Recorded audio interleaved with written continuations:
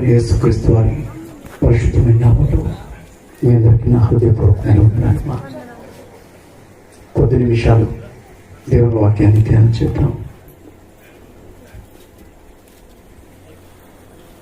దేవుని వాక్యం గురించి మాట్లాడడానికి ముందుగా నా ప్రియ సహోదరుడు, దేవుని ఆత్మచేత అభిషేకించబడిన దైవజనులు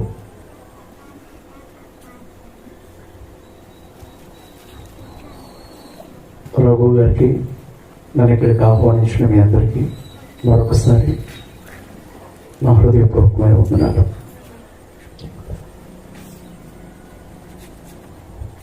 ఈ ప్రాంతంలో ఎంతోమంది గొప్ప దైవజనులు ఉన్నా, అనేక మందిని దేవుని వైపు నడిపించిన ఎంతోమంది అభిషేక్తులున్నా, నన్ను జ్ఞాపకం ఉంచుకొని మరి ఈరోజు ఈ మధ్యలో నిలవబడ్డానికి నన్ను పిలిచినందుకు మీ దైవజనులు రఘు గారికి మళ్ళీ ప్రత్యేకంగా నా హృదయపూర్వకమైన వందనాలు. దేవుని వాక్యాన్ని ధ్యానం చేద్దాం. 55వ కీర్తన 22వ వచనాన్ని ధ్యానం చేద్దాం.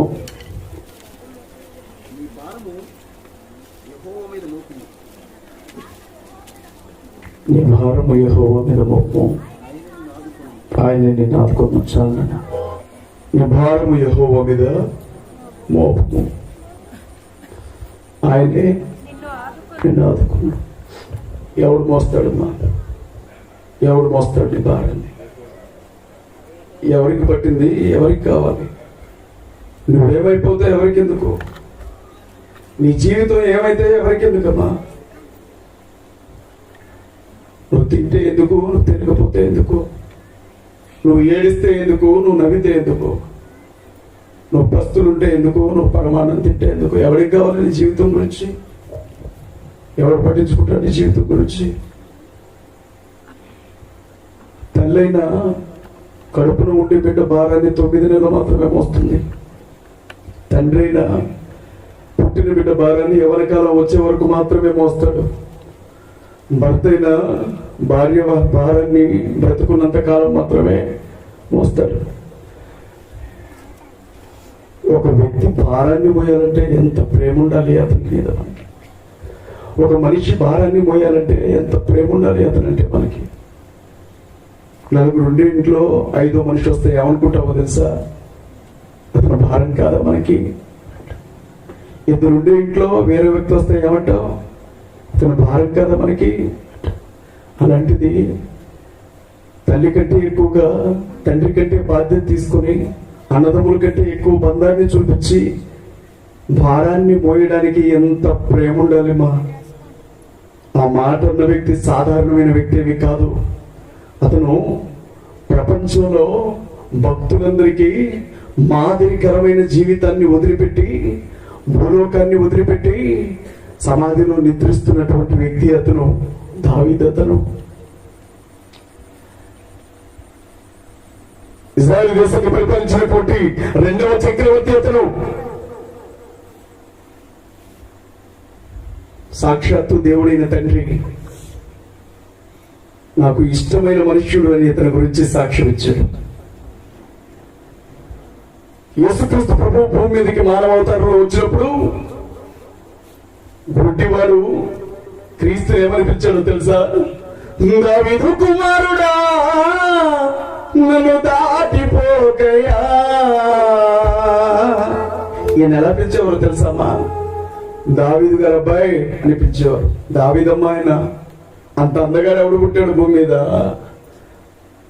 ఒకరోజు గొర్రెల మందం తీసుకుని అడవిలోకి వెళితే గొర్రెల మందలో ఉండే ఒక గొర్రె పిల్లని ఎత్తుకుపోవడానికి సింహం వస్తే నోరు పట్టుకొని ఒక్క గుద్ది చంపాడు 17 సంవత్సరాల వయసులో. అంత బలవంతుడు ఎవడున్నాడు భూమి మీద? చిన్న గొర్రె పిల్లని ఎత్తుకెళ్దామని సింహం వచ్చింది, అదనుగా ఎలుగుబంటి వస్తే జుట్టు పట్టుకొని ఒక్క గుద్దుకు చంపాడు. అంత శక్తివంతుడు ఎవడున్నాడు భూమి మీద? దావీదును చూస్తే ఆయన అందం మనుషుల్ని సమోహనపరిచేదట. మౌతేమనమ్మా? అమ్మా మౌత్ ఇచ్చాను తల్లి, వినబడుతున్నామా? నా పైన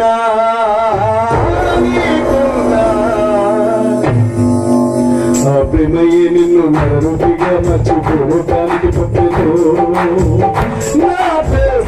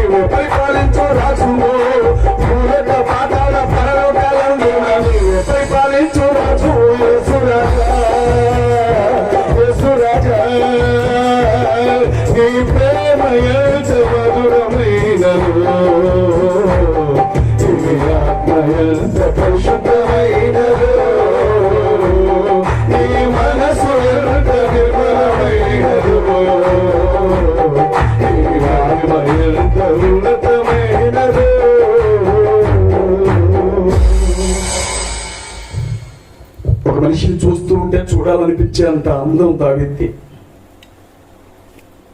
అరే తాటి చెట్లు ఎత్తి నిలబడ్డ ఒక మగాడు వచ్చి దేశాన్ని పరిపాలిస్తున్న రాజు దగ్గర సైన్యంలో పనిచేస్తున్నటువంటి యుద్ధ వీరుల్ని ఎదురుగా నిలబెట్టుకొని తన సొంత న్యాయ కాకపోయినా, తన సొంత దేశం కాకపోయినా, తన వెనుకుంటే ప్రజలెవరు లేకపోయినా, మీరు మగాడు ఎవరైనా ఉంటే రండి నా మీదకి అని చెప్పి 40 రాత్రులు 40 పగళ్ళు సవాలు చేసిన గొల్లియాతుని దేవుడైన యెహోవా గురించి తప్పుగా మాట్లాడుతున్నాడని చిన్న రాయి తీసుకొని కొట్టి చంపిన మగతనం దావీదుకి.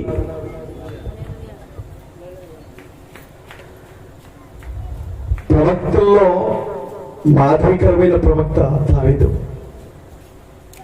ఒకటి ఉంది ఒకటి లేదు అని చెప్పొచ్చు, ఒకటి ఉంది ఒకటి లేదు అని చెప్పడం కుదరదు. ఇతని విషయం అందరి గురించి మాట్లాడినా, జ్ఞానం గురించి మాట్లాడినా, బుద్ధి గురించి మాట్లాడినా, శత్రువులు కూడా అతని బుద్ధిని చూసి ఏం మాట్లాడాలో అర్థం కాక నింట వేయడానికి కూడా ఆలోచించేవాడు. అంత చక్కని ఆ కుర్రాడు ఇశ్రాయేలు దేశానికి దాదాపు అభిషేకించబడిన 13 సంవత్సరాల తర్వాత 30 సంవత్సరాల వయసులో రాజైతే తన అనుభవాన్ని అంతా రంగరించి ఆయన చెప్పిన మాట ఏంటో తెలుసా? నీ భారము యెహోవా మీద మోపు.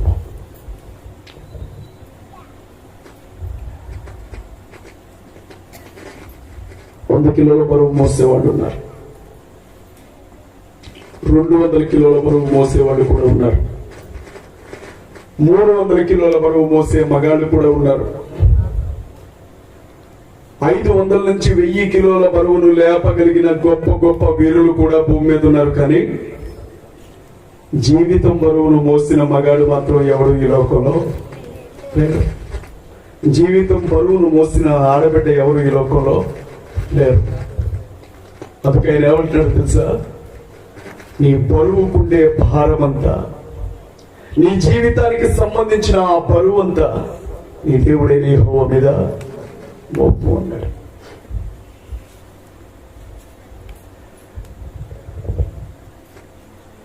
నా భారాన్ని నేనే మోస్తాను నువ్వు అనుకుంటే, నా భారాన్ని నా బిడ్డ మోస్తాడు అని నువ్వు అనుకుంటే, నా భారాన్ని నా తల్లి మోస్తుంది అని నువ్వు అనుకుంటే, నా భారాన్ని నా భర్త మోస్తాడు అని నువ్వు అనుకుంటే, నా భారాన్ని నా భార్య మోసుకెళ్తుంది అని నువ్వు అనుకుంటే పొరపాటు. ఇక్కడ ఎవరి భారం వాడు మోయడమే చాలా కష్టం. మరొకరి భారం మోయడానికి ఏ మనిషికి అంత ఓపిక లేదు, తీరిక లేదు. కానీ నీ తల్లి కంటే ఎక్కువగా, నీ తండ్రి కంటే ఎక్కువగా, నీ అన్నదమ్ముల కంటే ఎక్కువగా నేను ప్రేమించే వాడుకులు నీ భారాన్ని మోయడానికి సిద్ధంగా ఉన్నాడు. స్తోత్రం. హల్లెలూయా, హల్లెలూయా. ఈరోజు నేను ఒక మాట చెప్తాను వినండి. భూలోకంలో ఉండే మనుషులందరూ ఒకవైపు నిలబడినప్పుడు సుమారు 3 కోట్ల మంది ప్రజలు భూలోకం మీద నడుస్తూ ఉన్నటువంటి కాలం అది. సుమారు 6 కోట్ల పాదాలు నేల మీద తిరుగుతున్నటువంటి కాలం అది. ఒకరోజు యోర్దాను అనే నది దగ్గర బాప్తిస్మం ఇచ్చే యోహాను నిలబడినాడు. ఆ నది దగ్గరికి నిండా 30 సంవత్సరాల వయసు కూడా పూర్తిగా ఇంకా నిండని నూనూగు మేసాల కుర్రాడు ఆ నది దగ్గరకు వస్తే, ఆ కుర్రాన్ని చూసిన బాప్తిస్మం ఇచ్చే యోహాను ఏమన్నాడు తెలుసా? ఇదిగో లోక పాపములు మోసుకొని పోయే దేవుని గొర్రెపిల్ల. ఆ గొర్రెపిల్ల భూలోకానికి వచ్చింది. ఇంట్లో పడుకోవడానికి కాదు. ఆ గొర్రెపిల్ల భూలోకానికి వచ్చింది నువ్వు ఇచ్చే కానుకలు తీసుకెళ్ళడానికి కాదు. ఆ గొర్రెపిల్ల భూలోకానికి వచ్చింది నీ చేత పూజలు అందుకోవడానికి కాదు. ఆ గొర్రెపిల్ల భూలోకానికి వచ్చింది నీతో పని చేయించుకోవడానికి కాదు.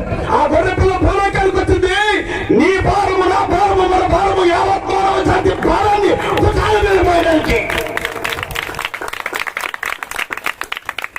రోజు రోడ్డు మీద ఒక ట్రాక్టర్ వెళ్తా ఉన్నాడు.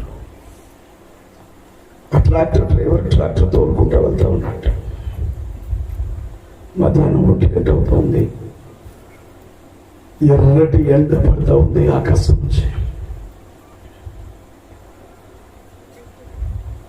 ఒక పెద్ద ఆవిడ, ఒక 70 నుంచి 80 సంవత్సరాల వయసున్న ఒక పెద్ద ఆవిడ, ఒక ముసలమ్మ, ఒక అమ్మమ్మ, ఒక నాయనమ్మ నెత్తి మీద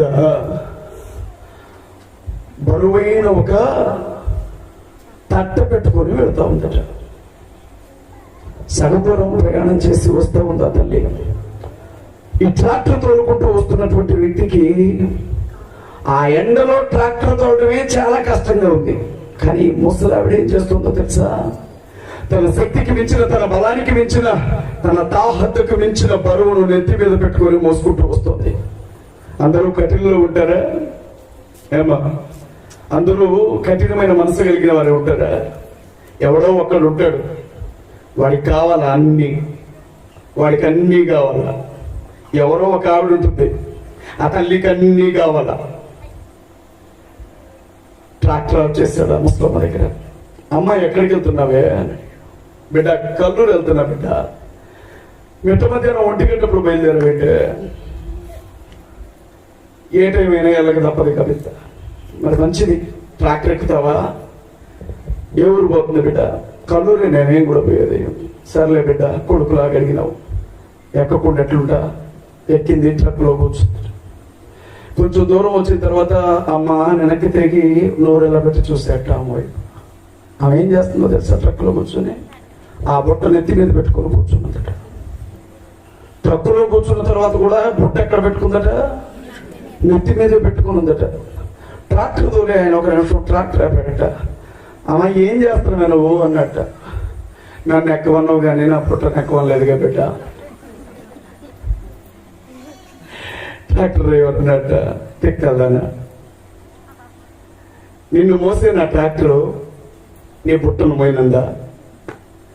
ఈ మాత్రం దానికి నేను ట్రక్ ఎక్కమని చెప్పింది ఎందుకు? నేను అసలు ఆ నెత్తి మీద ట్రక్, ఆ నెత్తి మీద ఆ బుట్ట లేకపోతే నేను ఎక్కమనేవాడిని కాదు కదా.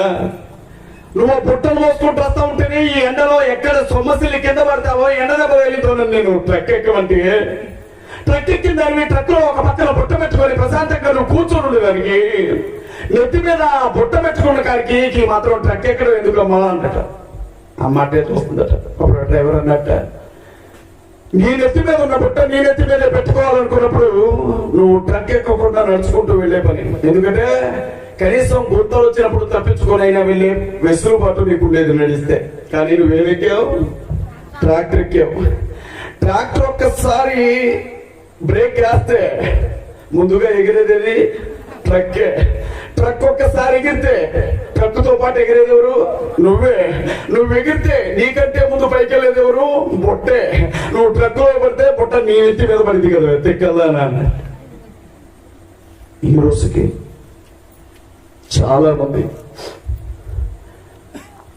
దేవుని దగ్గరకు వచ్చిన తర్వాత కూడా వాళ్ళ భారాన్ని వాళ్ళే మోసుకుంటూ వెళ్తూ ఉంటారు. ఏంటమ్మా నెత్తి పట్టుకొని కూర్చున్నావు? అబ్బా అన్న, అసలు ఈ టెన్షన్ నన్ను వదిలిపెట్టట్లేదన్నా. అసలు నీకు ఏ టెన్షన్ లేకపోతే దేవుడు నేను రమ్మని నీకు పిలుస్తాడు? అసలు నేను పిలిచిందే నీకు ఆ దిక్కుమాల టెన్షన్ ఉందని. నేను పిలిచిందే ఆ టెన్షన్ నువ్వు మోయలేకపోతున్నావు, దాన్ని మోద్దామని. అయినా మందిరానికి వచ్చిన తర్వాత కూడా ఎక్కే ఉంటుంది తెలుసా అన్న, అసలు తట్టుకోలేకపోతున్నాను.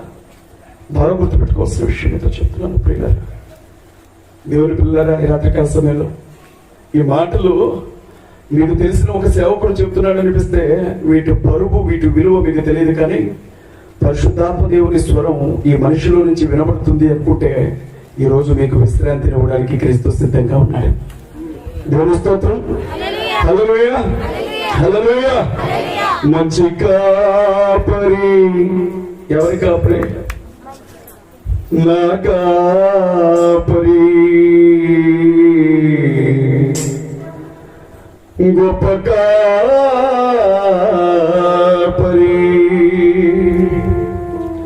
నా కాపరి. మీరు నన్ను ఏమన్నాలో తెలుసా? ఇప్పుడు ఏ కష్టం లేనోడు ఎన్ని మాటలైనా చెప్తాడు. మాకులాగా ఇబ్బందులు ఉంటే నీకు తెలిసేది. నేను ఒకరోజు ఫేస్బుక్ చూస్తా ఉన్నా, ఈరోజు టీవీలో ఎవరు చూడలే, యూట్యూబ్ ఎవరు చూడలే. ఏం చూస్తున్నారు? ఫేస్బుక్ బాగా చూస్తున్నారు. పొద్దున్న లేవగానే ఫేస్ తీసుకెళ్లి బుక్ లో పెడుతున్నారు. ఆ బుక్ వేరు, ఈ బుక్ వేరు. ఇది ఫేస్బుక్. ముఖ పుస్తకంలో ముఖం పెట్టి చూశాను నేను కూడా ఒకరోజు. ప్రయాసపడి భారం మోసుకుని పోతున్న సమస్త జనులారా, ఎందుకు రండి, నేను మీకు విశ్రాంతి కలగజేస్తాను అని ఎవడో పోస్ట్ పెట్టాడు దేవుని వాక్యాన్ని. క్రింద ఒక ఆశ్చర్యకరమైన కామెంట్ చూశాను నేను. ఏమని రాశాడో తెలుసా? సహజంగా ఎవరైనా amen amen amen amen amen అని రాస్తారు. వీడేం రాశాడు తెలుసా? బ్రదర్ మీకు ఏమైనా అప్పులు ఉన్నాయా అని రాశాడు వీడి కింద. ప్రయాసపడి భారము మోసుకొని పోతున్న సమస్త జనులారా నా యొద్దకు రండి అని పెడుతూ ఇతను ఏమన్నాడు తెలుసా? మీ భారాన్ని దేవుని మీద మోపండి, మీకు నిశ్చింతనిస్తాడు దేవుడు అని అంటున్నాడు. ఎవరికో బాగా కోపం వచ్చింది. వాడు ఏమడిగాడో తెలుసా? ఈ పోస్ట్ పెట్టండి, బ్రదర్ నీకేమైనా అప్పు ఉందా అన్నాడు. నాకేం అప్పు లేదు బ్రదర్ అని అడుగుతాను. ఆ కన్వర్సేషన్ చూస్తున్నాను నేను. వీడు ఏమన్నాడు తెలుసా? నాకు 15 లక్షల రూపాయలు అప్పు ఉంది బ్రదర్, నెలకి నేను 15,000 రూపాయలు వడ్డీ కట్టాలా, వడ్డీ కట్టడానికే డబ్బులు లేవు, అప్పటి నుంచి కట్టావు, నువ్వేమో 30% కూడా అన్నావు. నీతులు ఎన్నైనా చెప్పొచ్చు అన్నాడు. చూడండి ఎట్టుంది. ఇక్కడ నాయుడు కూర్చున్నాడు. నాయుడు ఒకసారి మా పాస్టమ్మ వాళ్ళకి తమ్ముడు అతను. రోజు మా పాస్టమ్మ చిన్నతనంలో ఎక్కువగా మా పెద్దత్త గారింటి దగ్గరే ఉండేదట. ఆవిడ చెప్తే నేను విన్నాను, నేను ఎప్పుడు చూడలే. వాడు బాగా చీవుడు ముక్కేసుకొని తిరుగుతున్నట్ట. తిరుగుతూ ఉంటే అరే ఆ చీవుడు దుడుచుకోరాదురా అందట మా పాస్టమ్మ. అంటే చూడలేకపోతే నువ్వు తొడవరాదు అన్నట. కూర్చోన్నాడు. మాట చెబుతారంతే, ఎవడు నీ భారాన్ని మోయరు. కానీ ప్రభువు మాత్రమే నీ భారాన్ని మోయడానికి ఇష్టపడుతూ నీ దగ్గరకు వచ్చాడు. దేవుని స్తోత్రం. హల్లెలూయా. గొప్ప కాపరి నా కాపరి, మంచి కాపరి నా కాపరి, మంచి కాపరి నా కాపరి, గొప్ప కాపరి నా కాపరి. నేనాయన గొల్లెను, నేనాయన గొల్లెను, నేనాయన గొల్లెను, నేనాయన గొల్లెను.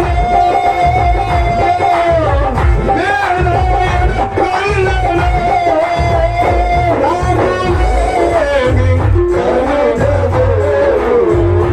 నేనాయన గొల్లెను, నాకు లేని కరుణను, నేనాయన గొల్లెను. మంచి కాపరి నా కాపరి, గొప్ప కాపరి నా కాపరి.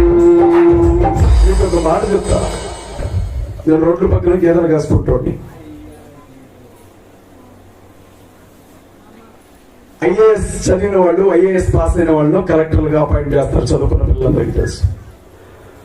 కలెక్టర్ అవుదామని చెప్పి ఒక కష్టపడి చదివి చదివి చదివి చదివి చదివి చదివి ఇంటికి వచ్చాడు.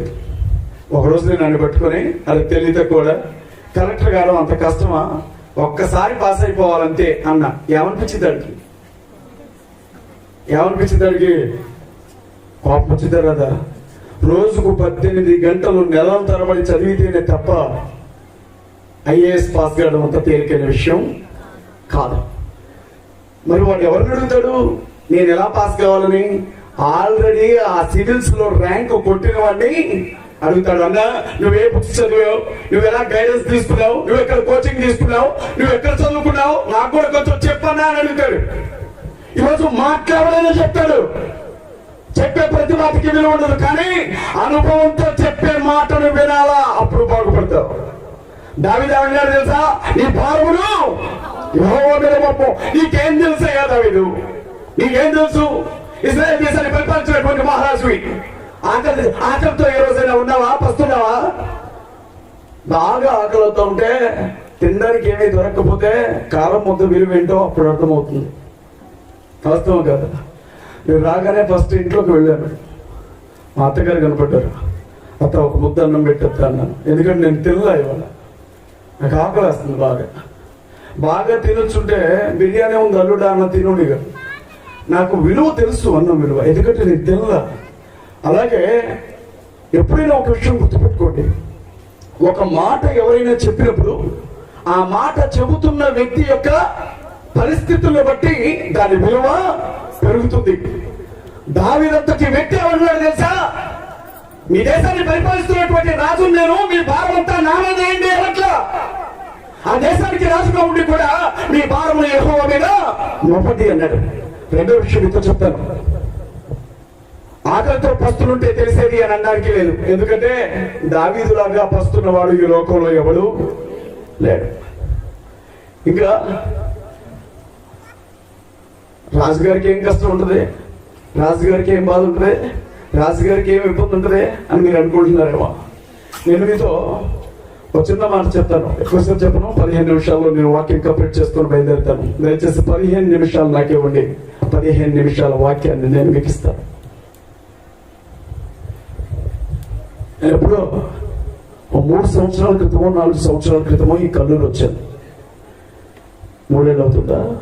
3-4 అవుతుంది. జర్మియా బాబన్న వాళ్ళ చర్చ్ దగ్గరకు వచ్చాను. వచ్చినప్పుడు ఆ మందిరంలో నేను దావీదు గారి వ్యక్తిగత జీవితానికి సంబంధించిన ఒక వర్తమానం చెప్పాను. నేను ఆ మాట చెప్పిన విషయం కూడా జ్ఞాపకం లేదు, కానీ నాకెందుకో ఈరోజు ప్రేరేపణ కలుగుతుంది మళ్ళీ ఆ వర్తమానాన్ని మీతో పంచుకోవాలి అని. నేను చెప్తాను, వినండి. ఓ రాజుగా మీరు దావీదును చూశారు. కీర్తనలో అధిక భాగం పాటలు రాసిన ఒక గాయకుడిగా మీరు దావీదును చూశారు. ఓ సంగీత వాయిద్యకారుడిగా మీరు దావీదును చూశారు. దావీదు పాటలు పాడుతూ ఉంటే దెయ్యాలు వదిలిపోయాయట. మీరు ఎప్పుడైనా విన్నారా? దావీదు పాట పాడుతూ ఉంటే, సితారా వాయిస్తూ ఉంటే రాజుగారికి పట్టిన దెయ్యం గంగర్లు పెట్టుకుంటే లెగిసిపోయేదట. ఉండలేక ఆ పాట ముందు అంత చక్కని స్వరాన్ని, ఆత్మని దావీదు గొంతులో ఉంచాడు దేవుడు. అంత చక్కని దావీదు. అలాంటి దావీదు జీవితంలో కళ్ళకు తెలియని ఒక, మనుషులకు అర్థం కాని ఒక భయంకరమైన చరిత్ర ఉంది అన్న విషయం చాలా మందికి తెలియకపోవచ్చు. నేను మిమ్మల్ని అడుగుతాను, సమాధానం చెప్పండి. తెలిసిన వారు చెప్పకండి, తెలియని వారు చెప్పడానికి ప్రయత్నించండి. అట్టట్టున్నా తెలిసిన వాళ్ళు చెప్పొద్దంటే తెలియని వాళ్ళు ఎట్లా చెప్తారు అంటారా?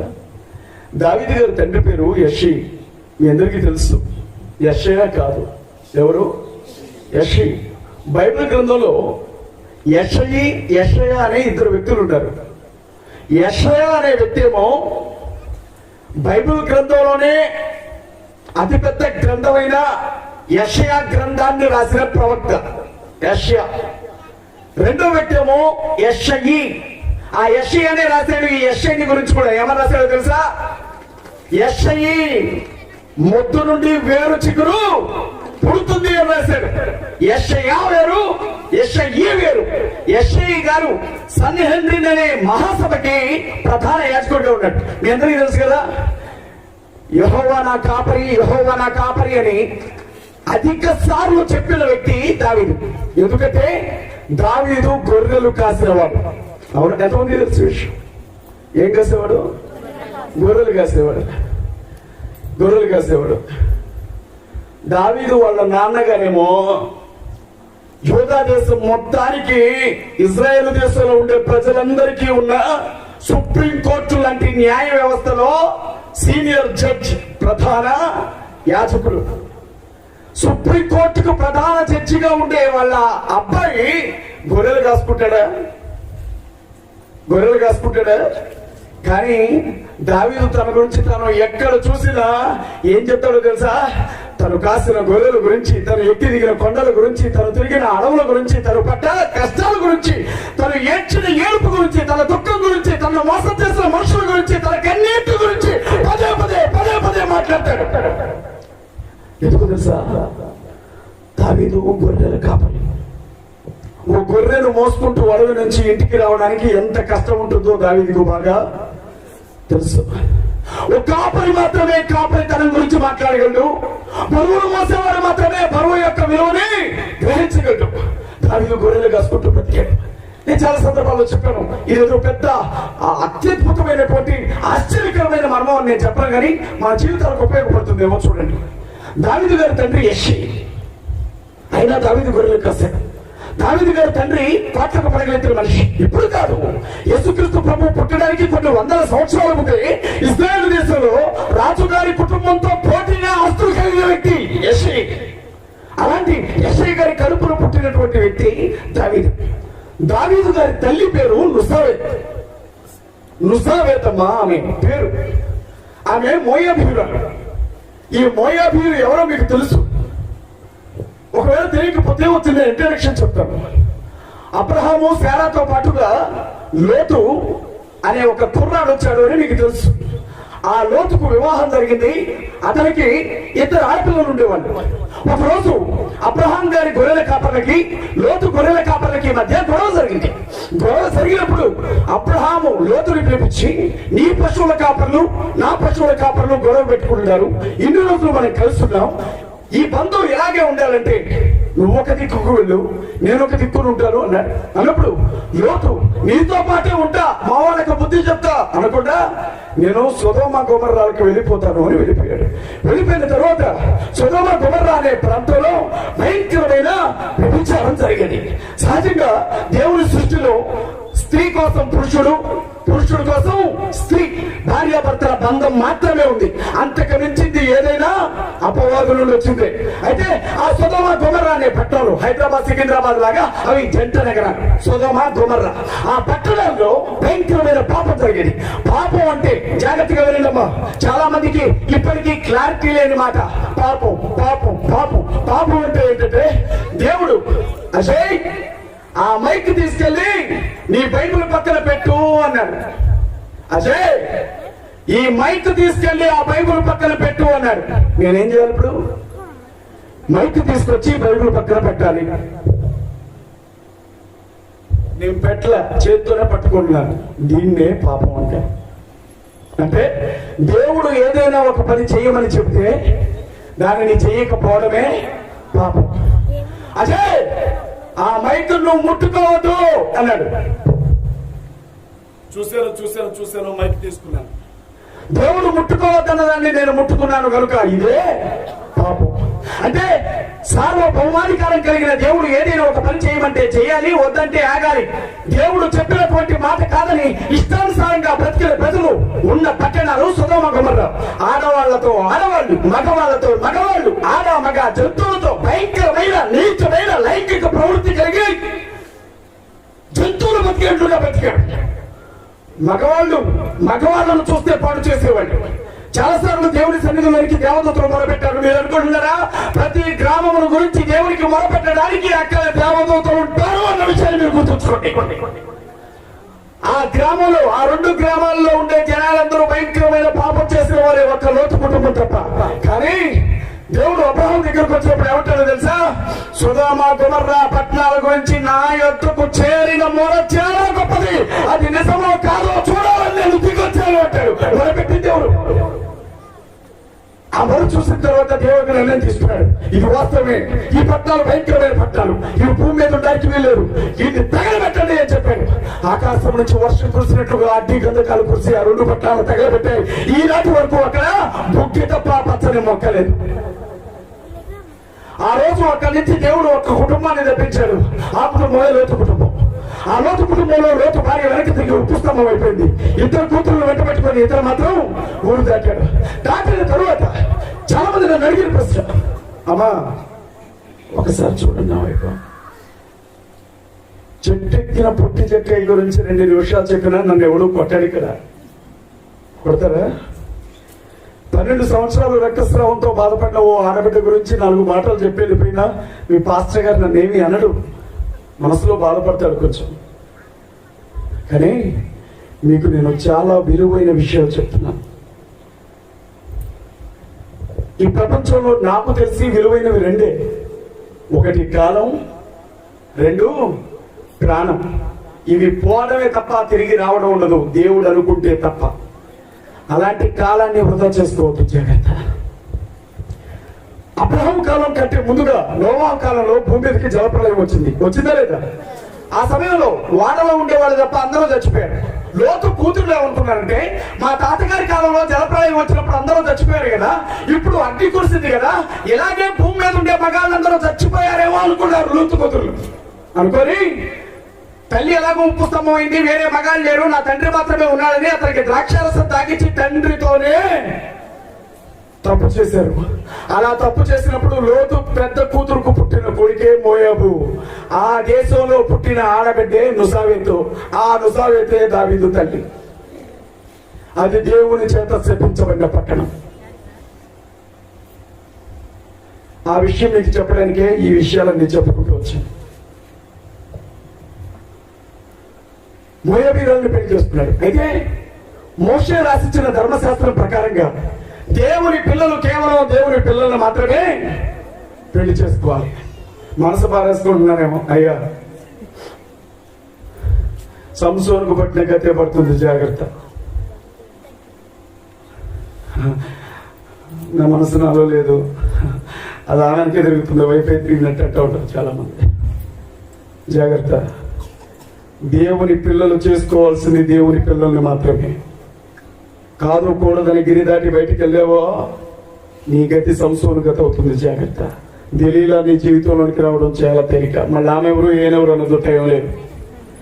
ఒక విషయం మాత్రం వినండి, అది క్షేమకరం కాదు. ఆ నుసావేతును ఇతను చేసుకున్నాడు యెషీ, దావీదు తండ్రి. దావీదు తండ్రి ఏమో సుప్రీంకోర్టు జడ్జి, దాన్ని సన్నిహెండ్రీడ్ మహాసభ అంటారు. మనకి ఒక పీతల కథ తెలుసా మీకు? పీతల కథ. పీతలంటే తెలుసామా? Sorry brother, we are all came from India, sorry we are all came from America, we don't know about పీత అనేరు. మేమందరం కూడా అమెరికా నుంచి వచ్చినాం, పీతలు మాకు తెలియదు అన్నట్టు. పీతలు మా సముద్ర తీరం దగ్గర పాక్కుంటా వెళ్తూ ఉంటాయి. చేపలు కాదు, పీతలు. పీతలు. ఒకరోజు అమెరికా దేశానికి అన్ని దేశాల పీతలు వచ్చాయట నావల్లో. ఆ దేశం వాళ్ళు పీతలను చూసి కొనుక్కుందామని వెళ్ళారట. చైనా నుంచి వచ్చిన పీతల డబ్బాల మీద మూతలు ఉన్నాయట. రష్యా నుంచి వచ్చిన పీతల డబ్బాల మీద మూతలు ఉన్నాయట. ఇండియా పీతలు, భారతదేశ పీతల డబ్బా మీద మాత్రం మూత లేదంట. వచ్చేది అసలే సముద్రం దారి, మూత లేకపోతే ఆగుతారా? దూకి సముద్రంలో పడిపోవు. అయినా ఒక్క పీత కూడా డబ్బాలోంచి బయటకెళ్ళలేదట. అమెరికా వాడికి తెల్లడికి తెలివి ఎక్కువే కానీ బుద్ధి తక్కువ. అరే బాబు, ఆ దేశానికి మూతలు వేశారు, ఈ దేశానికి మూతలు వేశారు, మరి భారతదేశం పీతలకు మూతలు వేయలేదారా అన్నట్టు. అంటే ఈ భారతదేశం వాడు తాపిగ్గా మా దేశంలో ఉండే జనాలైనా మా దేశంలో ఉండే పీతలైనా ఒకటే బుద్ధి. ఒకడు ముందుకు పోతే ఇంకోడు పోనివాడు. వాడు పొరపాటున దిగుదామని చూస్తే వీడు వెనక నుంచి పట్టుకొని లాగుతాడు. ఇంకా మోతుంది అన్నట్టు. అర్థమవుతుందమ్మా? సేమ్ ఇదే పరిస్థితి సన్నిహెండ్రీడ్ అనే ఆ సుప్రీంకోర్టుది. ఏంటంటే అక్కడ ప్రధాన యాజకునిగా దావీదు వాళ్ళ నాన్న ఉండడం మిగిలినటువంటి జడ్జిలు ఎవరికి ఇష్టం లేదు. మరి ఎలా తప్పించాలి అతన్ని? అతన్ని తప్పించడానికి అతను తాగుబోతు కాదు, తిరుగుబోతు కాదు, ఇష్టానుసారంగా బతికేవాడు కాదు. మరి ఎలా తప్పించాలి? ఇప్పుడు మీ బజార్లోకి నేను దొంగతనం చేయడానికి వచ్చాను. ఎప్పుడు వచ్చినా ఏదో ఒక కుక్క నన్ను ఆపుతా ఉంది. అప్పుడు నేను దొంగతనం చేయాలంటే ముందు దేన్ని తప్పించుకోవాలి? కుక్కను తప్పించాలి. అలా అని వచ్చి కుక్కలు కొడితే ఊరుకుంటారు మీరు? కుక్కలు నేను కొట్టిన దానికంటే ఎక్కువగా నన్ను కొడతారు. మరి ఏం చేయాలా? మీకెవరికి అనుమానం రాకుండా కుక్కని చెప్పాలి. అట్లాంటప్పుడు ఏం చేయాలా? ఆ కుక్క పిచ్చిదని ఒక వదంతి పుట్టించాలి.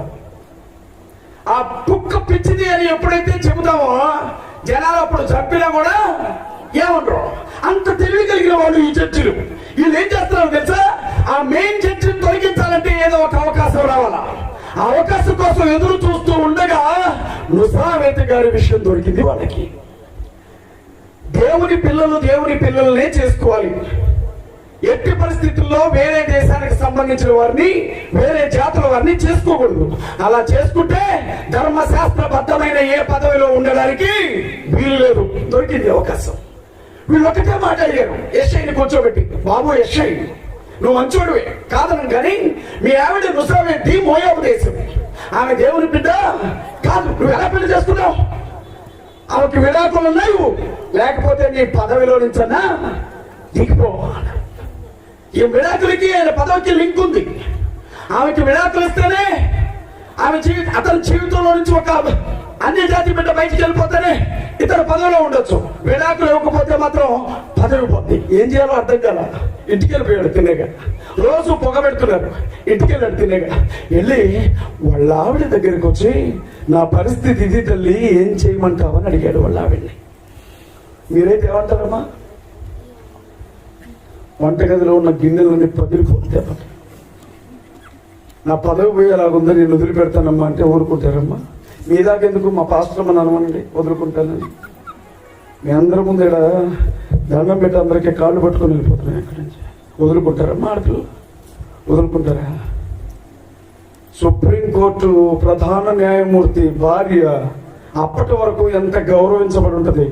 అప్పటికే 7 కొడుకులు, ఎంత గౌరవంగా ఉండుంటుంది ఆ తల్లి పరిస్థితి ఆ దేశంలో. సడన్ గా వచ్చి ఏమన్నాడు? చావు కబురు చల్లగా చెప్తున్నాడు. ఏమని చెప్తున్నాడు? నిన్ను వదిలిపెట్టకపోతే నాకు ఇప్పటికీ అనిపించేది ఏంటంటే, ఇలా కళ్యాణమైన పనిగా 7 భార్య 7 బిడ్డలను కనేదాకా ఆవిడేగా ఉంది. అప్పుడు అడగలేదే, అప్పుడే ఇబ్బంది లేదు. ఎందుకు? అప్పుడు పదవి లేదు. మరి ఇప్పుడు పదవి వచ్చింది.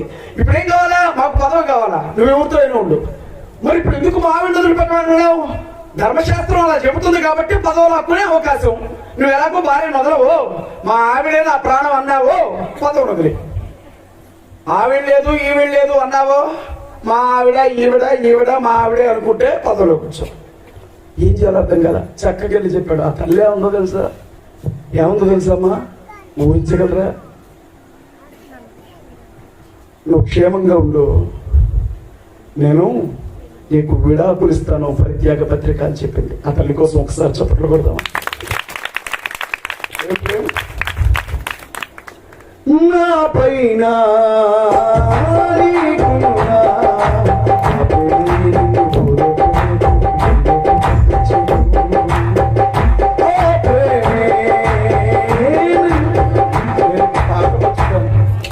ఈ కల్లూరు వచ్చిన తర్వాత నేను రాసిన పాట నేనే మర్చిపోయాను. దేవుని స్తోత్రం చెప్పండి ఒకసారి. పర్వాలేదు, నేను మర్చిపోయినందుకే దేవుని స్తోత్రం. లేకపోతే నేను బాగా ఫీల్ అవుతా ఉంటా, నేను పెద్ద సింగర్ అని. అప్పుడప్పుడు దేవుడు చెప్తా ఉంటాడు, నీకు అంత సీను లేదు. ఇప్పుడు అవసరం లేదనుకుంటా, పాట అనవసరంగా పాడినట్టున్నది. ఏదైనా ఒకటి మాత్రం నిజం, తన భార్య తన భర్తతో మర్యాద పూర్వకంగా పరిత్యాగ పత్రిక రాసిచ్చి విడాకులు తీసుకుంది. ఎస్ఐ ఈ విషయంలో ఒక న్యాయం చేశాడు అతనికి. అన్యాయాలు గుడ్డులో మెల్ల అంటారుగా, కన్ను మొత్తం పోకుండా మెల్ల కన్ను ఉండటం బెటరేగా, అవునా కదా? కాలు మొత్తం పోకుండా ఎముకెరగడం నయమేగా. భార్య మొత్తాన్ని వదిలేయకుండా కొద్దో గొప్ప ఆశ్రయం కల్పించడం మంచిదేగా. ఈయనేమన్నాడు తెలుసా? నా భార్యకి అందరి ముందు విడాకులు ఇస్తున్నా, అట్ ద సేమ్ టైం ఒక గొప్ప రిలీఫ్ ఏంటది? మా ఆవిడ పని మనిషిగా పెట్టుకుంటాను ఇంట్లో. మళ్ళీ యాడికి వెళ్ళింది? అప్పో వండర్ఫుల్ కదా, వాట్ ఏ గ్రేట్ ఆపర్చునిటీ. మనం కనీసం ఆలోచించడం కూడా ఇలాంటి ఇంత చక్కగా ఎంత అద్భుతమైన రిలీఫ్. కోర్టులో ఏమడుగుతారో తెలుసా? వ్యాజ్యం వేసినప్పుడు నేను ప్రాక్టీస్ చేయలేదు కానీ చదివిన బుద్ధి అడిగిపోద్ది. మేము ఏమడుగుతామంటే, నేను అడగలేండి, అడిగే లాయర్లు ఏమడుగుతారంటే, కోర్టులో ఒక వ్యాజ్యం వేసిన తర్వాత, కేసు వేసిన తర్వాత నీకేం కావాలి అని జడ్జి అడిగితే నాకు ఇది కావాలి అని చెప్పడాన్ని రిలీఫ్ అంటారు. ఆ రిలీఫ్ నేను ఏమంటున్నాడు తెలుసా? ఎడాకులు ఇచ్చారు కాబట్టి, ఇప్పుడు బయటకు పంపితే యాడికి వెళ్ళలేదు కాబట్టి, నా దగ్గరకు వచ్చేసింది కాబట్టి మా ఇంట్లోనే పని చేసుకుంటా బతికిద్దని చెప్పాడు. ఇలాంటి భర్త నాకు కూడా కావాలనే వాళ్ళు ఒకసారి చేయొద్దమ్మా. సగమే లేచి కానీ చేతులు ఇంకా నయం. ఇంకొకసారి ఇలాంటి వర్తమానాలు మా బజార్లో చెప్పినవంటే, బైబుల్ స్త్రీలకు మేమేమన్నా తక్కువ స్త్రీలమా? వదిలేస్తామంటారా? మిమ్మల్ని కాదు, నన్ను అంటారు. అమ్మా దారుణంగా పని మనిషిగా పెట్టుకున్నాడు. ఇంట్లో పెట్టుకుని పని మనిషి అయిపోయింది. భార్య కాస్త ఏమైంది? పని మనిషి అయింది. పని మనిషి అయిపోయింది. అనుకోకుండా ఒకరోజు గుర్తుపెట్టుకోండమ్మా, పాపానికి ఒక గొప్ప లక్షణం ఉంది. అది దుప్పటి కాలు కప్పుకొని పడుకోవడానికి. నువ్వు చేసిన పాపం కాలనాగుతో సమానం, అది కాటు వేసి తీరుతుంది. పాపం చేసిన వాళ్ళు గుర్తుంచుకోవాల్సిన విషయం ఏంటంటే, కోడి ఇల్లెక్కినట్లుగా పాపం జనాల ముందుకు వచ్చి ఎక్కి నిలబడి నన్ను చూసారా లేదా అని అడుగుతుంది. పాపం బయటపడుతుంది, జాగ్రత్త. చాలా మంది వాళ్ళ భార్యలు మోసం చేసి చాలా మంది వాళ్ళ భర్తలను మోసం చేసి ఎవరికి తెలియకుండా తప్పుడు సంబంధాలు పెట్టుకొని అదేదో గొప్పతనంలో ఫీల్ అవుతూ ఉంటారు. నాకు 2 గర్ల్ ఫ్రెండ్స్ తెలుసా, నాకు 2 బాయ్ ఫ్రెండ్స్ తెలుసా, నీకు ఇంకా ఒక్కళ్ళు కూడా లేరా, లేదు నా గోల్డ్ మెడల్ వచ్చింది నీకు ఇంకా రాలేదు అన్నది. అంత భయంకరమైన జీవితాలు. అయితే గుర్తుపెట్టుకోండి, మీరు చేసిన పాపం మిమ్మల్ని వదిలిపెట్టదు. ఆమేన్. ఇప్పుడు ఎందుకు చెప్తున్నాయా? ఆకాశం తెరవబడి మన్నా కురిసినట్లు ఆశీర్వాదాలు మీ మీద కురియును గాక. ఇప్పుడు చెప్తున్నాయి, నీ పాపము నిన్ను పట్టుకుంటుంది, జాగ్రత్త. నీ పాపము నిన్ను గల్లా పట్టుకొని బయటికి ఈడ్చుకొస్తుంది ఒకరోజు, జాగ్రత్త.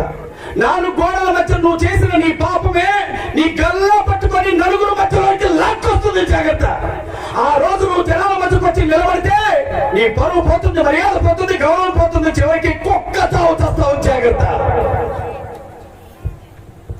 పాపానికి దూరంగా పారిపోండి. దేవుని స్తోత్రం చెప్పండి, గట్టిగా చెప్పండి, గట్టిగా చెప్పండి. హల్లెలూయా అన్నట్లేదు. ఎలా ఉంది రఘు?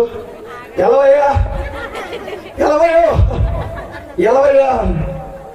హల్లెలూయా చెప్పారమ్మా. మళ్ళీసారి చెప్తామా? దేవుని స్తోత్రం. చాలా మంది నన్ను అడిగారు, మీరు హల్లెలూయా అంటే వాళ్ళు చేతులు ఎత్తారు, నువ్వు దేవునికి స్తోత్రం అంటే వీళ్ళు హల్లెలూయా అంటారు. ఈ చేతులు ఎత్తారేంట, మీరు చేతులు ఎత్తడం, మీ చేతులు ఎత్తడం పాడుగా నువ్వు అన్నాడు. ఇప్పుడు మంచి ప్రశ్న అడిగాడు. ఏంటట? ఇప్పుడు మీరు చాలా సందర్భాల్లో చేతులు పైకి ఎత్తారు. ఇప్పుడు దేవుని స్తోత్రం ఉన్నప్పుడు ఏం చేశారు? మీరు చేతులు ఎట్టెత్తారు, ఎట్టన్నారా? మరి ఎట్టన్నారా? ఎట్ట మరి ఎందుకు ఎట్టన్నారు? ఆకాశం వైపు. రేసులు బాగుంది. ఇంకో రీజన్ చెప్తాను వినండి. పాత సినిమాలు బాగా చూసే అలవాటు ఉంది నాకు. ఎవడో వెనక నుంచి తుపాకీ పట్టుకొచ్చి హ్యాండ్సర్ అంటే ఏం చేస్తాడో తెలుసా? 2 చేతులు ఎత్తాడు. దాని అర్థం ఏంటో తెలుసా? నా చేతుల్లో ఏమేదిరా, నేను లొంగిపోయాను, నన్ను వదిలేయని అర్థం. దేవుడి దగ్గర చేతులు ఎత్తడం అంటే అర్థం ఏంటో తెలుసా? నేను భూమి మీద ఉన్నాను, నువ్వు ఆకాశం ముందు ఉన్నావు, నేను ఎప్పుడు నీకు లొంగే ఉంటాను అని చెప్పడం. దేవుని స్తోత్రం చెప్పండి సార్, గట్టిగా చెప్పండి సార్, గట్టిగా చెప్పండి సార్. పాపం చేసే వాళ్ళు గుర్తుపెట్టుకోండి, మీ భర్త మిమ్మల్ని వదిలిపెట్టినా, మీ భార్య మిమ్మల్ని వదిలిపెట్టినా, మీ తల్లిదండ్రులు పట్టించుకోకపోయినా, మీ బిడ్డలు పట్టించుకోకపోయినా, ఏదో ఒక రోజు పాపం పరిగట్టుకొని వచ్చి మిమ్మల్ని ఈడ్చుకొచ్చి నడి రోడ్డు మీద నిలబెట్టి మీ పరువు తీసి మీ ప్రాణం పోయేలాగా చేస్తుంది, జాగ్రత్త. ఇంతకు అదెందుకు చెప్తున్నావు అయ్య గారు అంటారా? అనుకోకుండా ఒక రోజు రుసావేతు గర్భవతి అయింది. భర్తకు విడాకులు ఇచ్చింది, భర్త విడాకులు ఇచ్చాడు, గర్భవతి అయింది. దావీదు గారి తల్లి, నన్ను అడుగు తల్లి, నేనున్నాగా. దావీదు గారి తల్లి గర్భవతి అయింది. భార్యాభర్తలిద్దరూ సహజీవనం చేస్తూ ఉంటే, కలిసి ఉంటే ఇది పెద్ద విషయం కాదు. కానీ అతను ఆమెకు విడాకులు ఇచ్చాడు. ఈమె ఆ ఇంట్లో పని పెట్టగా మాత్రమే ఉంటుంది. సడన్ గా ఈవిడికి గర్భం వచ్చింది. రహస్యం తాగిద్దమ్మా, మాట్లాడరే. ఏదో అంటారుగా, కక్కు వచ్చినా కళ్యాణం వచ్చినా ఆగదంటారుగా. ఈ తల్లికి కక్కు వచ్చింది, విషయం ఊరు మొత్తం పాకింది. గుర్తుపెట్టుకోండి, మంచి మాట చెప్పులు వేసుకొని గడప దాటేలోపు చెడ్డ మాట ప్రపంచం మొత్తం తిరిగి ఇంటి ముందుకు వచ్చి నిలబడుతుంది. వాస్తవమా కాదు? ఒకళ్ళ మంచోడని పిలవడానికి ఎంత నటించాలో మాట్లాడరే. నిజమా కాదా? సంవత్సరాల తరబడి నటిస్తే గానీ నీ మంచోడను. ఒక్క సెకను దారిని వెళ్తున్న ఒక ఆమెను ఇలా చేయబట్టుకొని వీడు మంచితనం పోడుగాను ఏమంటారు? ఎన్ని రోజులు నటించిండు వీడు, నేను అప్పుడే అనుకున్నా వీడు నటిస్తండి అని. అబ్బో, ఈ బజార్లో ఇక్కడ జరిగిందో లేదో పక్క బజార్లో మొత్తం మాట్లాడుకుని ఉంటారు, ఊరు మొత్తం టంకా వేసేస్తారు అంతే. ఈ తల్లి గర్భవతున్న విషయం జనాల దృష్టికి వెళ్ళిపోయింది. ఏం చేయాలా? మోషే రాసిన ధర్మశాస్త్రం ప్రకారంగా 2 దారులు ఉన్నాయి. ఒకటేంటి? ఈమెను రాళ్లతో కొట్టి చంపాలా. రెండోది ఏంటో తెలుసా? ఆ రాయి ఆమె కన్న బిడ్డలే ముందుగా వెయ్యాల.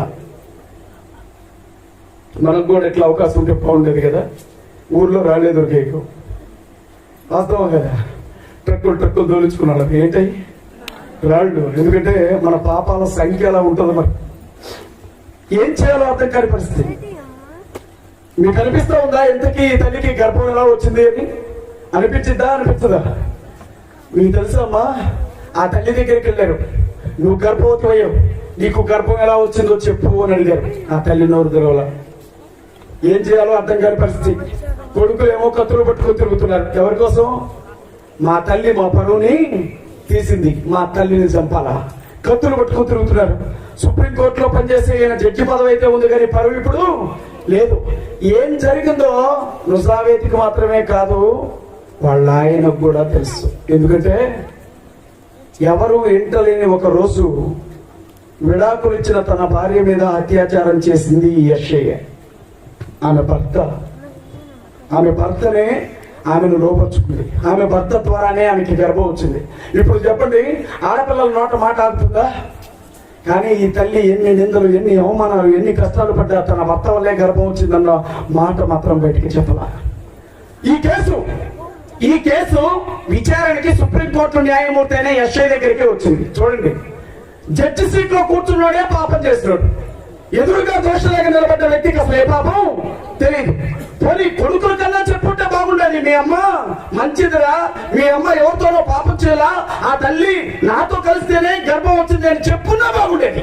మీకు తెలుసమ్మా, నుజావేతు చచ్చిపోయే వరకు ఆ నిందలు మోస్తూనే చనిపోయింది. నేను మళ్ళీ చెప్తున్నా, దావీదు అందుకే అంటున్నాడు, నీ భారము యెహోవా మీద మోపము. దేవుని స్తోత్రం. గట్టిగా చెప్పగలుగుతావా? గట్టిగా చెప్పగలుగుతావా? పచ్చిగల చోట్ల ఆయనే నన్ను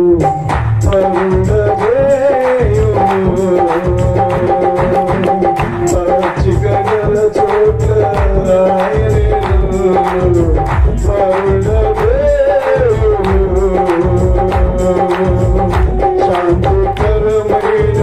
జలములలో నన్ను నడిపించు.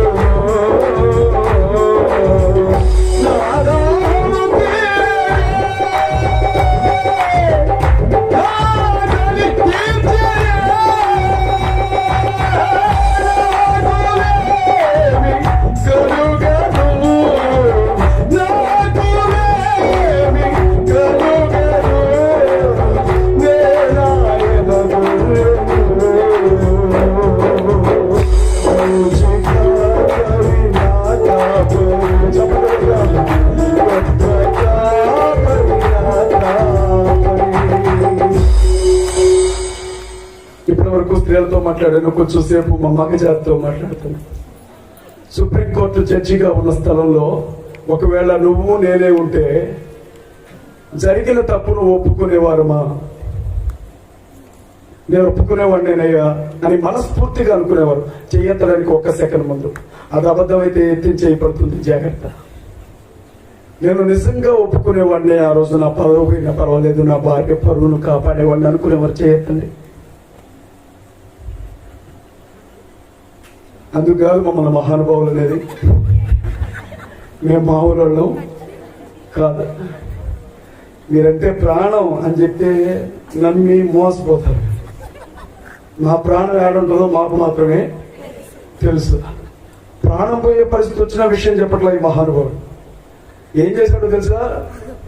అసలు వాళ్ళందరి ముందు ఏమీ తెలియని నిష్ఠాగరిష్ఠుడు కూర్చున్నట్లు కూర్చొని చంపడం ఎందుకులే, ఎంత కాదనుకున్నా ఒకప్పటి నా భార్య కదా, దేశం నుంచి వెలివేద్దామని తీర్పునిచ్చాడు. మీకు తెలుసమ్మా, 2 నెలల గర్భిణితో ఉన్న ఆ తల్లిని అడవిలో ఒక గుహలోనికి పంపించేశారు. ఆ గుహలోనికి వెళ్ళిపోయేటప్పుడు పిల్లగాడు కొంచెం జాలి చూపించాడు ఆ తల్లి మీద. ఏంటో తెలుసా? అడవిలోకి వెళ్ళి బతకడానికి ఏదో ఒక ఆధారం ఉండాలిగా.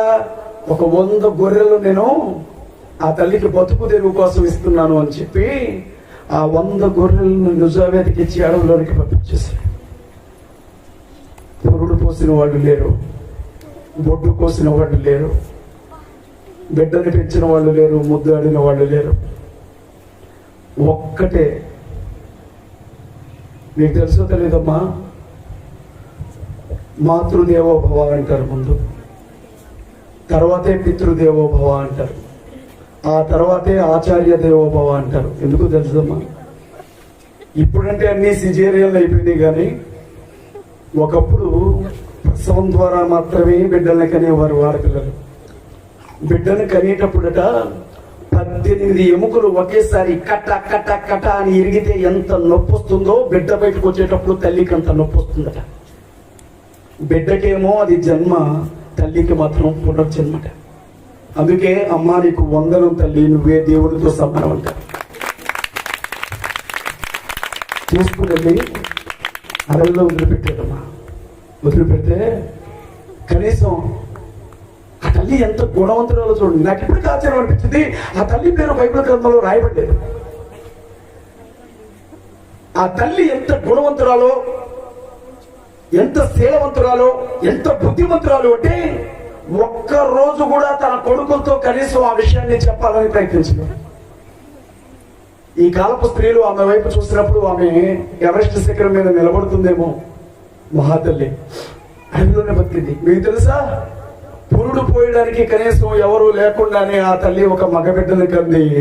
ఆ బిడ్డే రాజైన దావీదు. చప్పట్లు కొడుతూ దేవున్నా మనం.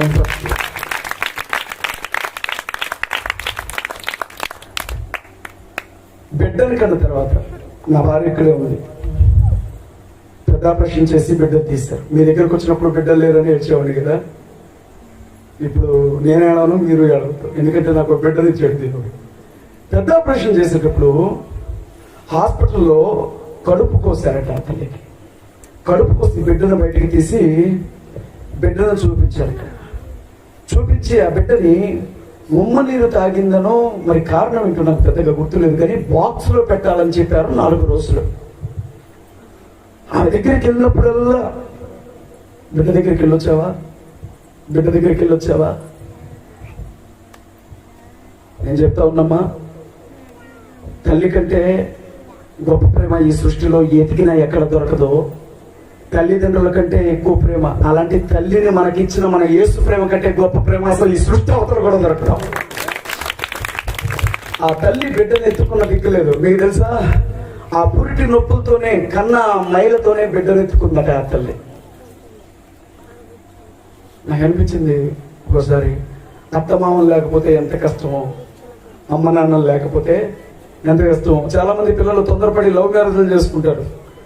శారీరకంగా కలిసి కాపురాలు చేసే వరకు బాగానే ఉంటుంది, కానీ గర్భం వచ్చిన తర్వాత ఆడబిడ్డ వచ్చిన అత్తగారులు కానీ పట్టించుకోకపోతే, మమ్మల్ని వదిలిపెట్టి వెళ్ళిపోయావు కదా నేను ఎందుకు పట్టించుకోవాలని ఆడబిడ్డ తల్లిదండ్రులు కానీ ఇంటికి రానేయకపోతే నరకం అనుభవించేది ఆడబిడ్డే. అబ్బాయికి వచ్చిన నష్టం ఏమీ లేదు. ఎందుకంటే ఏ పని ఆ తల్లికి మనం చేసేది ఉండదు. నరకం అనుభవించింది. మీకు తెలుసమ్మా, చిన్నతనంలోనే చిన్న కర్రపుల పట్టుకొని తల్లి చేతిని పట్టుకొని గొర్రెలను గెలుపుకుంటూ తిరిగిన వ్యక్తి దావీదు.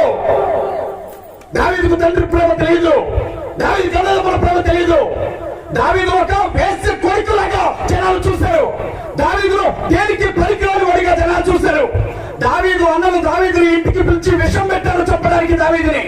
దావీదు గొర్రెలు కాయడానికి వెళ్తా ఉంటే అడవిలో గుంటలు తవ్వి బండ్లాలు నాటేవాడు. దావీదు అందులో పడి చస్తాడు చిన్నాడు అని.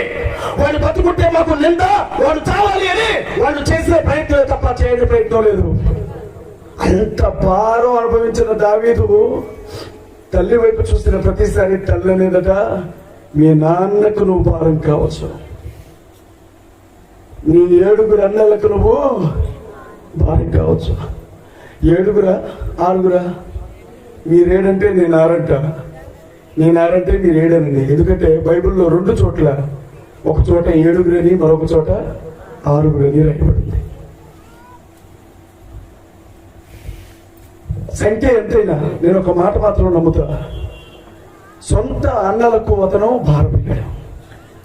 తల్లి ఎప్పుడు ఒకటే మాట చెప్పేదట, అయ్యా ఈ లోకంలో ఉండే వాళ్ళందరికీ నువ్వు భారమైనా దేవుడున్నాడు నీకు, నీ భారం ఆయన మీద మోపు అనేదట చెప్పేదట. నీ కష్టం వచ్చిన ప్రతిసారి, నీకు బాధ కలిగిన ప్రతిసారి నువ్వు మనుషుల వైపు చూడకు, నువ్వు దేవుని వైపు చూడ. నీకు కన్నీళ్ళు వచ్చిన ప్రతిసారి, నువ్వు కుంగిపోయిన ప్రతిసారి నువ్వు అన్నదమ్ముల వైపు, తండ్రి వైపు, బంధువుల వైపు చూడకు, నువ్వు దేవుని వైపు చూడు. నీ భారాన్ని మోయడానికి మనుషులు నువ్వు సిద్ధంగా లేకపోవచ్చు, కానీ నీ భారాన్ని యెహోవా మీద మోపు, ఆయన నిన్ను ఆదుకుంటాడు. రకరకాలు పెంచిందట తల్లి. చప్పట్లు పెడుతుంది.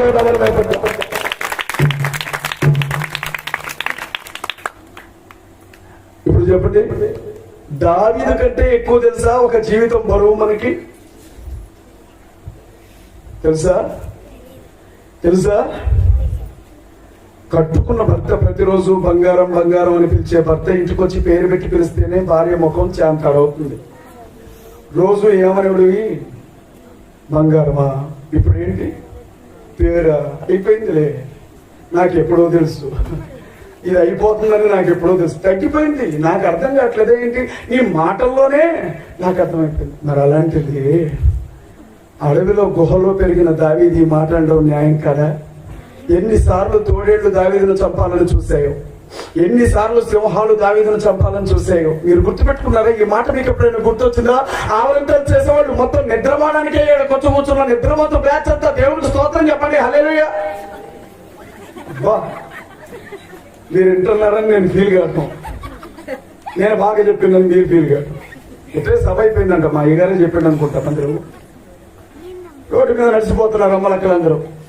ఎదురుగా ఒక అక్క వస్తే, అక్క ఇవాళ ప్రార్థన కోటానికి రాకపోతే గాని మా అయ్యగారు చెప్పిండే అంటాడు. ఏం చెప్పిండే? ఏం చెప్పిండో తెలియదే. ఏం వాక్యం చెప్పిండే? వాక్యం కూడా గుర్తులేదే. పోనీ దేని గురించి మాట్లాడిండే? అది కూడా వినపడలేదే. మరి ఏం చెప్పిండా? ఎగురుకుంటా చెప్పిండు మా అయ్యగారు. మళ్ళా గుర్తుకుంటా చెప్పి, అబ్బా అక్క చెప్పిండే. నిజం చెప్పండి, ఇందులో సగం అదే బ్యాచ్. నేను వెళ్ళేటప్పుడు మళ్ళీ అడగడం ఇవాళ వాక్యం ఎట్లా చెప్పాను, మీరు చెప్పడం పోలే. నీ భారం యెహోవా మీద మోపు. నేను ఈరోజు చెప్తున్నా, చాలా మంది జీవితాల్లో వాళ్ళ డబ్బు, వాళ్ళ అధికారం, వాళ్ళ కులం, వాళ్ళ రక్త సంబంధం, వాళ్ళ బంధుమిత్రులు, వాళ్ళ తల్లిదండ్రులు ఎత్తైన కొండల్లాగా కనబడతా ఉంటారు చాలా మందికి. వీళ్ళు ఏమనుకుంటారంటే ఏదైనా కష్టం వస్తే ఆ కొండలకి వెళ్ళి దాక్కుందాం అనుకుంటారు. అవసరమైతే డబ్బు వాడొచ్చు, లేకపోతే కులం వాడొచ్చు, లేకపోతే అధికారం వాడొచ్చు, లేకపోతే అమ్మానాన్నలు వాడొచ్చు, లేకపోతే అన్నదమ్ములు వాడుకోవచ్చు, ఇలా పక్కన దాక్కుందాం అనుకుంటారు. అయితే గుర్తుపెట్టుకోండి, నా అనుభవంతో నేను చెప్తున్నాను. అనుభవంతో మాట్లాడే మాట అన్నిటికంటే గొప్పది. నేను చెప్తున్నాను, మనుషుల వైపు చూసిన ప్రతిసారి నేను ఓడిపోయాను. మనుషుల వైపు చూసిన ప్రతిసారి నా జీవితంలో నేను ఓడిపోయాను. అప్పుడు నాకు ఒక మాట వినబడుతూ ఉండేది, నీకు సహాయము చేయువాడను నేనే. హల్లెలూయా, హల్లెలూయా. అనేక సార్లు మనం ఏదైనా చేసేటప్పుడు ముందు చూసుకుంటాం, వెనక చూస్తాం, పక్కన చూస్తాం, దిక్కులు చూస్తాం. కానీ ఎటు చూడాలా? పైకి చూడాలా. ఎందుకంటే మనం భూమి మీద ఉన్నాం, ఆయన ఆకాశం మందు ఉన్నాడు. దేవుని స్తోత్రం. దేనికి పనికి రాని దావీదుని దేవుడు యుద్ధ శూరుడిగా బాల్యంలోనే మార్చాడు. ఈ విషయం మీతో ఎందుకు చెప్తున్నాను అంటే, సౌలు దగ్గర దావీదు చేరిన కొత్తలో ఆయుధాలు మోసేవాడు. ఆయుధాలు మోసేటప్పుడే ఈ గొల్లియాతు అనే ఒక క్యారెక్టర్ వచ్చింది ఇక్కడికి. ఆ గొల్లియాతును చంపడానికి రాజుకే భయం వేస్తా ఉంటే 16 ఏళ్ళు 17 ఏళ్ళ ఈ పిల్లగాడు వచ్చాడు, నేను వెళ్తా రాజా అని. రాజుగారికి ధైర్యం చాలట్లా. నిన్ను నమ్మి నా ఆస్తి మొత్తం పందానికి పెట్టాలా అన్నట్లు, నిన్ను నమ్మి నా దేశాన్ని నేల పందానికి పెట్టాలన్నట్టు చూస్తున్నాడు. అప్పుడు దావీదు ఒక మాట అన్నాడు, నేను అడవిలో నుంచి గొర్రెల కాసు వస్తా ఉంటే నా గొర్రె పిల్లల్లో ఒక దాన్ని ఎత్తుకెళ్ళడానికి సింహం వచ్చింది, దాన్ని గుర్తుకు చంపిరా అన్నాడు. దేవుని స్తోత్రం. దాని వెంట ఎలుగుబంటి వస్తే దాన్ని కూడా ఒక్క గుర్తుకు చంపే అన్నాడు. దానికి ఎంత బలం ఆడుతుందో తెలుసా? దావీదు వ్రేళ్లకు పోరాడడం నేర్పిన వాడు దేవుడు. దేవుని స్తోత్రం. హల్లెలూయా. ఒక రకంగా చెప్పాలి అంటే టార్జాన్ పెరిగినట్లుగా పెరిగాడు అడవిలో దావీదు. అందుకే తన వ్రేళ్లకు కత్తులకుండే బలం కంటే గొప్ప బలం ఉంది. మరి కథంతా ఎలా బయటపడింది అంటే, యాషారు గ్రంథం అని ఒక పరిశుద్ధ గ్రంథం ఉంది. యాషారు గ్రంథం అంటే బైబిల్ గ్రంథంలో ఉన్నటువంటి రాజుల చరిత్రకు సంబంధించిన అనేక వివరాలు అందులో రాయబడ్డాయి. అది ఇజ్రాయేల్ ప్రజల చేతుల్లో ఉంది. ఆ గ్రంథం 1000 పేజీలతో ట్రాన్స్లేట్ చేయబడింది. అది ఇంగ్లీష్ భాషలో ట్రాన్స్లేట్ చేశారు, దాన్ని హెబ్రీ భాష నుండి.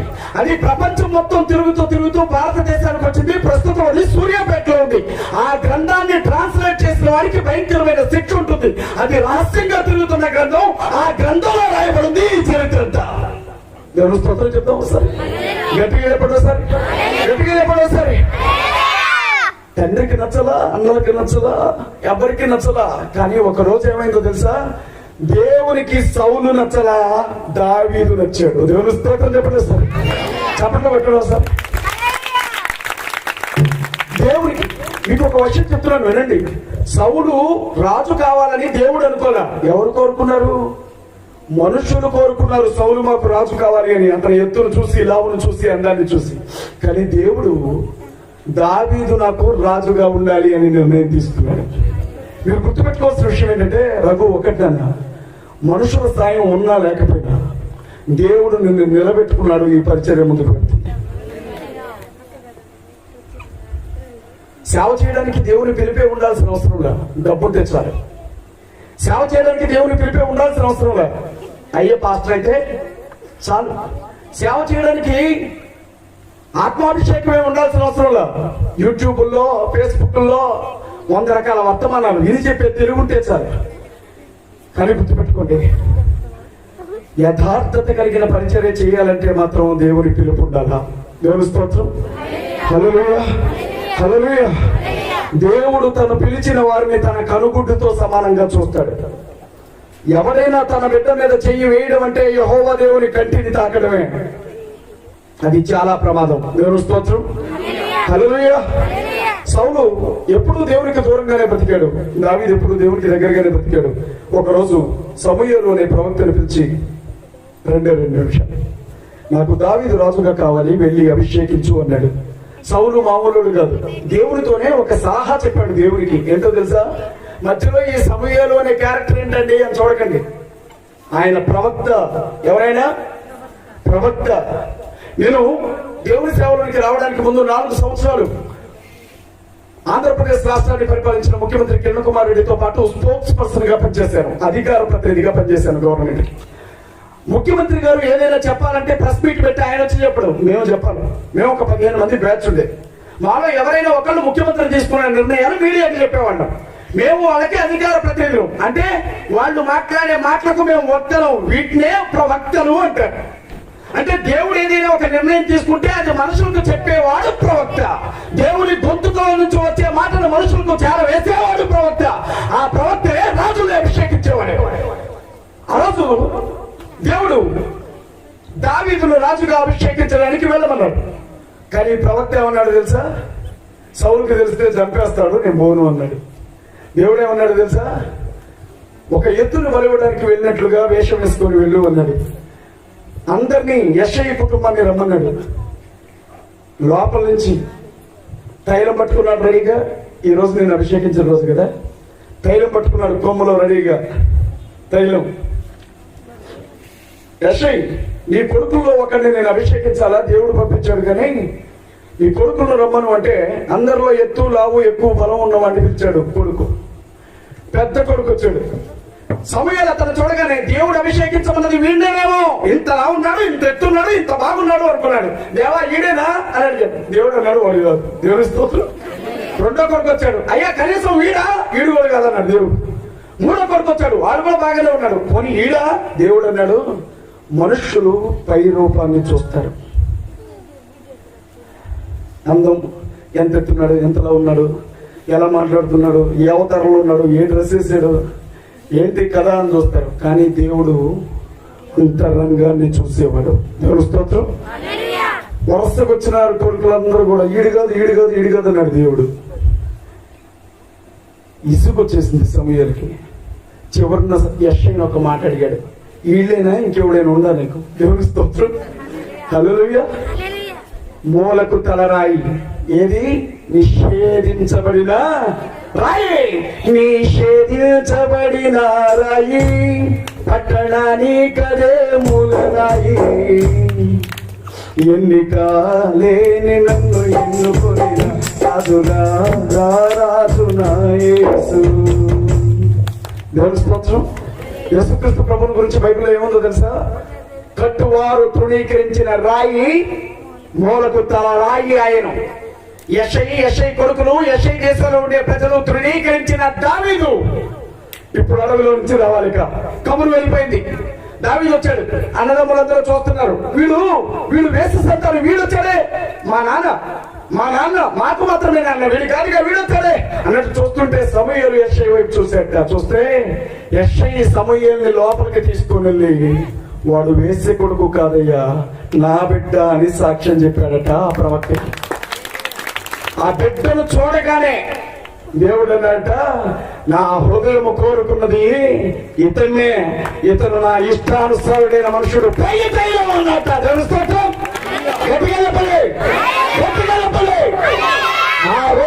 చనిపోయే వరకు ఒక్క బత్షెబా విషయంలో తప్ప దావీదు తప్పు చేసిన వాడు కాదు. దేవుని కోసమే బ్రతికాడు, దేవుని పరిచయం జరిగించాడు. దావీదు వస్తున్నాడు అంటే శత్రువులు లొంగిపోయేవారు. యుద్ధానికి వెళ్ళాలన్నా దేవుణ్ణి అడగకుండా కదిలేవాడు కాదు. మీకు తెలుసమ్మా, ప్రాణం కంటే ఎక్కువగా ఇష్టపడ్డాడు చిన్న కొడుకుని. ఆ చిన్న కొడుకే దావీదును చంపాలని వెంటబడ్డాడు. ప్రాణం కంటే ఎక్కువగా ఇష్టపడ్డాడు భార్యని. ఆమె ఇతను దేవుని సన్నిధిలో ఆడుతుంటే చూసి పరిహసించింది. సొంత అక్క సెరాయ కొడుకులు యోవాబు, ఆసాయేలు, వాళ్ళిద్దరూ కూడా దావీదును మోసగించాలని చూశారు. అందరి చేతుల్లో అన్ని రకాలుగా మోసపోయి అనేక సందర్భాల్లో సింహాసనాన్ని వదిలి అడవిలో గృహాల్లో బతకాల్సి వచ్చినా, అధికారం పైన, పదవుల పైన, మనుషులు లేకపోయినా గంజి తాగాల్సి వచ్చినా దేవుడేమనేవాడు తెలుసా? ఈ భారము యెహోవా మీద మోపుతున్నాను. చప్పట్లు కొడుతూనే ఉంటాను. దావీదేమనేవాడు తెలుసా? నా భారము యెహోవాదే, ఆయన నన్ను ఆపుకుంటాడు. ఇంకొక మాట అన్నాడు, ఏంటో తెలుసా? ఆయన నన్ను కదలనివ్వడు. చప్పట్లు కొడుతూనే ఉన్నాను. దేవుని మాటలు ఆశీర్వదించును గాక. ఆమేన్.